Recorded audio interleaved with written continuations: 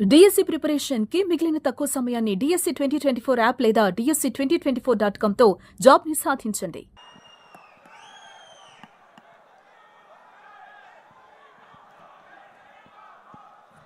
మరోసారి సభా ప్రాంగణానికి ప్రతి ఒక్కరికి కూడా స్వాగతం పలుకుతున్నాం.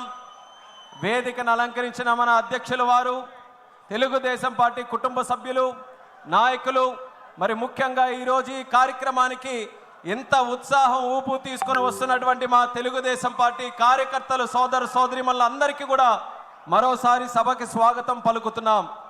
ఇప్పుడే మనం చూసాం, గతంలో కూడా ఎన్నో మహానాడులు చూసాం.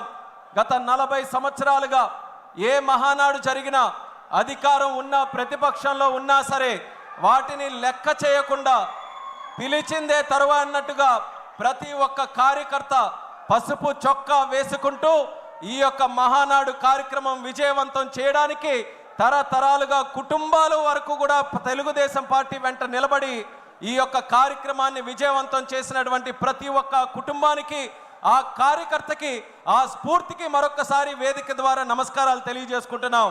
అలాగే గత 12 సంవత్సరాలుగా నేను చూస్తున్నటువంటి మహానాడుల్లో కూడా అతి ముఖ్యమైనటువంటి కార్యక్రమంగా, ఎంతో ఆసక్తిగా ఎదురు చూసే కార్యక్రమం, గతంలో ప్రతిపక్షంలో ఉన్నప్పుడు 2022లో ఒంగోలులో ఒక కార్యక్రమం చేస్తే ఆ మహానాడు ద్వారా కార్యకర్తలందరికీ కూడా ధైర్యం నింపి పంపించినటువంటిది మన మహానాడు కార్యక్రమం. 2023లో రాజమండ్రిలో మనం మహానాడు కార్యక్రమం పెడితే యుద్ధానికి మేమందరం కూడా సంసిద్ధంగా ఉన్నామని నినాదంతో ముందుకెళ్ళినటువంటిది రాజమండ్రిలో మహానాడు కార్యక్రమం.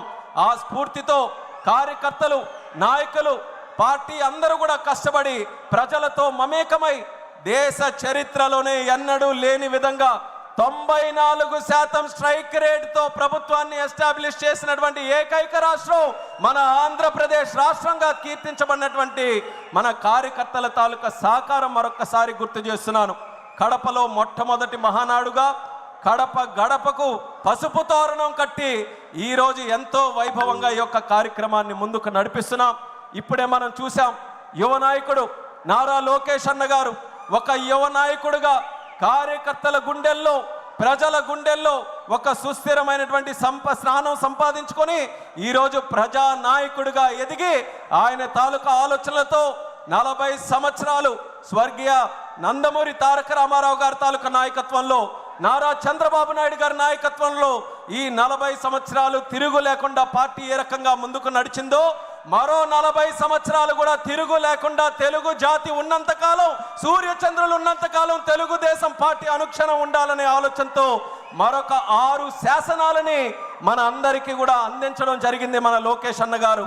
ఆ యొక్క శాసనాలని తీర్మాన రూపంలో ప్రవేశపెట్టి ప్రతి ఒక్క కార్యకర్తకి కూడా ఒక దశ నిర్దేశం చేసే విధంగా ఈ యొక్క మహానాడులో ఈ 6 తీర్మానాలు కూడా ముందుకు నడిపిస్తున్నాం. అందులో మొట్టమొదటి తీర్మానం కార్యకర్తే అధినేత అన్నటువంటి తీర్మానం. ఇప్పుడే లోకేష్ అన్న గారు చెప్పారు, కార్యకర్తకి ఎటువంటి ఆపద వచ్చినా, కార్యకర్తకి ఏ కష్టం వచ్చినా నేను ఎప్పుడు కూడా ఉంటానని ధైర్యం ఇస్తూ, అలాగే భవిష్యత్తులో కూడా ఆ కార్యకర్తకి పార్టీ ఎల్లప్పుడూ కూడా నిల్చుంటుందనే ఆలోచనతో ఈ యొక్క తీర్మానాన్ని ప్రవేశపెడుతున్నాం. ఈ తీర్మానాన్ని ప్రవేశపెట్టవలసిందిగా మన మంత్రివర్యులు, యువ నాయకులు కొల్లు రవీంద్ర గారిని మాట్లాడవలసిందిగా కోరుతున్నాం.